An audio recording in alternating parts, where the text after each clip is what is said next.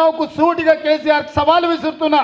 15 August లోపల రుణమాఫీ నేను చేస్తా, నేను రుణమాఫీ చేస్తే నీ పార్టీని నువ్వు రద్దు చేసుకుంటావా? సవాళ్ళు స్వీకరించు. 15 ఆగస్టు లోపల 2 లక్షల రుణమాఫీ చేసి చూపిస్తా. అక్కడి సూర్యుడు ఇక్కడ మొరిసిన, భూమి ఆకాశాలు తలకిందులైనా, కేసీఆర్ ఫామ్ హౌస్లో ఊరేసుకొని సచ్చినా 15 ఆగస్టు లోపల రైతులకు 2 లక్షల రుణమాఫీ చేస్తా. చేసిన మరుక్షణమే నీ పార్టీని నువ్వు రద్దు చేసుకుంటావా? నా సవాల్ను స్వీకరించు. హరీష్ రావు పోయి నీ మామని అడుగు. నేను మాట ఇస్తే ఎట్లుంటానో తెలుస్తుంది, నీ మామకు తెలుసు నీకంటే ఎక్కువ. అందుకే ఇవాళ చెప్తున్నా, ఈ వేదిక మీద నుంచి ఏ రైతు ఆధైర్యపడాల్సిన పని లేదు, ఏ రైతు బాధపడాల్సిన అవసరం లేదు. నేను బ్యాంక్ వాళ్ళకు కూడా చెప్తున్నా, రైతులకు నోటీసులు ఇస్తున్నట్ట డిసిసిబి బ్యాంక్ వాళ్ళు, ఎవరు మీరు అట్లాంటి అతిగా వ్యవహరించొద్దు. మిత్తితో సహా అనా పైసతో సహా మీ పైసల్ని 15 ఆగస్టు లోపల తెలంగాణ ప్రభుత్వం చెల్లిస్తుంది. మీరు రైతులను ఎవరినైనా ఇబ్బంది పెట్టే కార్యక్రమం చేస్తే ఈ ప్రభుత్వం చూస్తూ ఊరుకోదని చెప్పి బ్యాంక్ అధికారులకు, కోఆపరేటివ్ బ్యాంకు అధికారులకు కూడా నేను స్పష్టంగా విన్నవిస్తున్నా.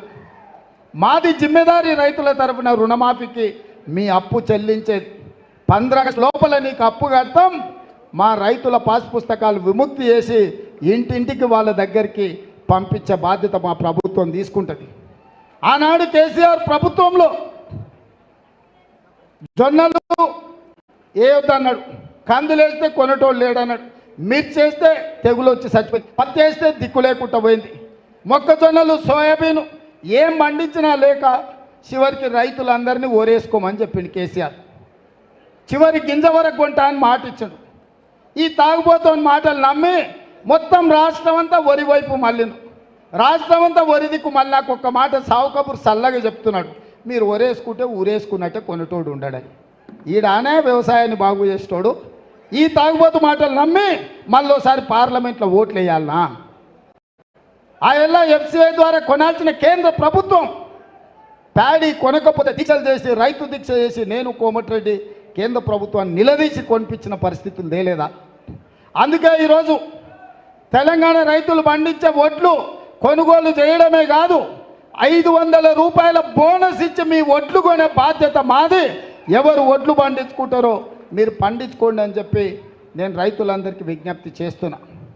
అందుకే మిత్రులారా, ఇవాళ రాష్ట్రంలో అన్ని నియోజకవర్గాలు కుటుంబ పెద్దగా అంటే పిసిసి అధ్యక్షుడు ముఖ్యమంత్రిగా నాదే. కానీ పెద్దలు చెప్పిన ఇంట్లో గెలిచి రచ్చ గెలవాలని. మరి మన ఇల్లు కొడంగలే కదా, మన కుటుంబం కొడంగలే కదా, మీరే కదా నా బలగం, నా బంధువులు. ఇవాళ మీరు 50,000 మెజార్టీ ఇవ్వకపోతే రేపు అసెంబ్లీలో పార్లమెంటులో ఏమంటారు? రేవంత్ రెడ్డి పెద్ద పెద్ద మాటలు మాట్లాడుతున్నాడు కానీ కొడంగల్ 50,000 మెజార్టీ కూడా తేలేదనే ప్రమాదం ఉంది కదా. అందుకే ఈరోజు నా కుటుంబ సభ్యులైన ప్రతి కాంగ్రెస్ పార్టీ కార్యకర్తకు, ఏ వేదిక మీద ఉన్న నాయకులందరికీ నేను విజ్ఞప్తి చేస్తున్నా, రాబోయే 20 రోజులు అత్యంత కీలకం, అత్యంత ప్రాధాన్యతతో కూడుకున్న రోజులు.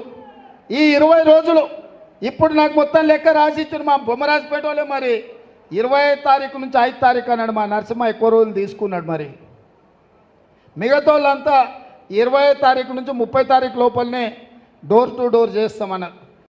మరి 30 తారీఖు తర్వాత మళ్ళీ 1-2 రోజులు సెలవు తీసుకొని మళ్ళీ 2వ రౌండ్ కూడా పోవాలి. నేను కార్యకర్తలకు ఒకటే సూచన చేస్తున్నా, ఇంటింటికి పోండి, వాళ్ళకి సిలిండర్ వచ్చిందా కనుక్కోండి, రైతు రుణమాఫీ ఉంటే ఎంత ఉన్నదో కనుక్కోండి, మళ్ళీ వాళ్ళ రైతులకు రుణమాఫీ చేయాలి, జీరో బిల్లు వచ్చిందా లేదా కనుక్కోండి, ఆర్టీసీ బస్సులో అమ్మలెక్కలు అమ్మగారింటికో అత్తగారింటికో గుడి